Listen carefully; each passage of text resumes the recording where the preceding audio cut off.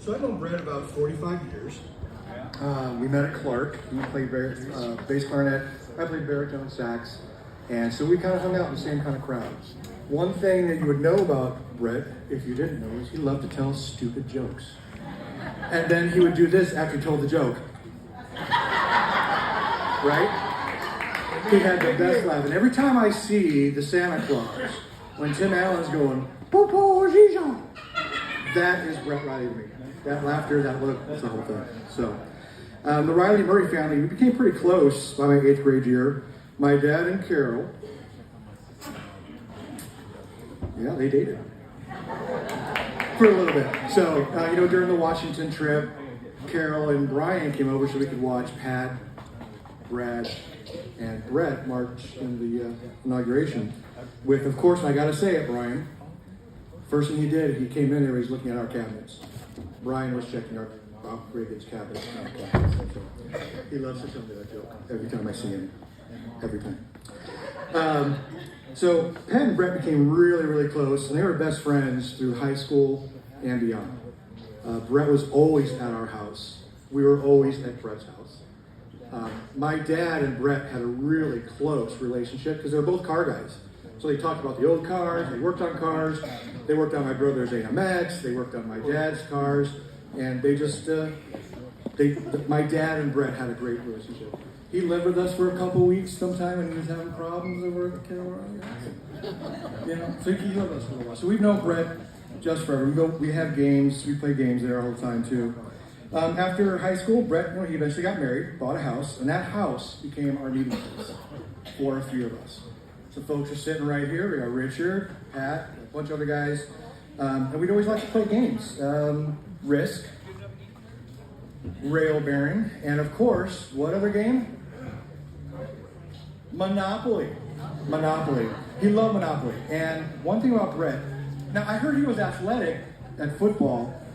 I never saw that part of him. He was not the most athletic, move fast kind of girl that I've ever known in my life. But that's not to say he was not competitive. You get him on a Monopoly board, that dude was outright mean.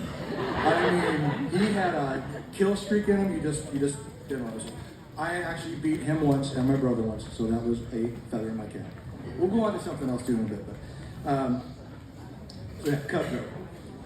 He was also, what you may not know, but he was a very good pool player. We would go out and play pool, and he would beat everybody's butts. It was amazing. 9 ball, 8 ball, it didn't matter. He was good, right, Pat? He was very, very good. So at any time, he loved through Janice's bed. They beds had one, so we would go there and do that. It was a lot of fun. So he's a really good pool player. After Britt and Dawn had the kids, we still showed up and met there and hung out. That house was still a great place for good times and love. But when the kids started getting older, we kind of stayed away. But that house was still a meeting place. It was still full of love, that whole house. Kids had to go to sleep and we were loud sometimes, so we understood.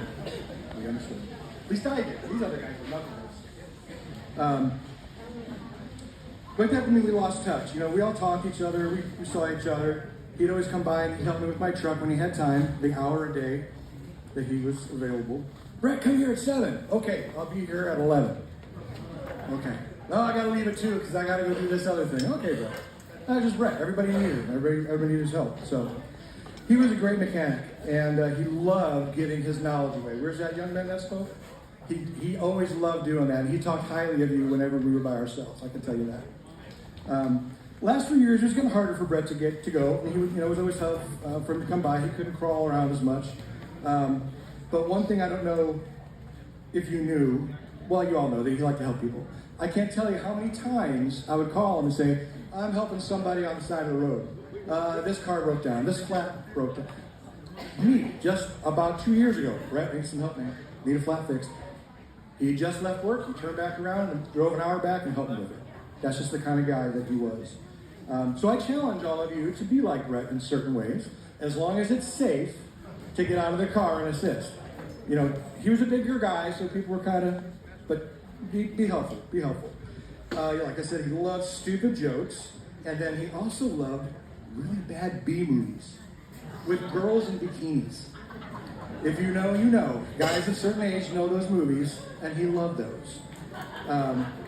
The last movie we saw together was a couple months ago. We went and saw that Naked Gun remake. We laughed. We were going to go see that Anaconda movie after Day After Christmas, but we weren't able to do that. I'm still going to go see it. I'm still going to laugh at it, and I will cry because I will miss my friend. That's what.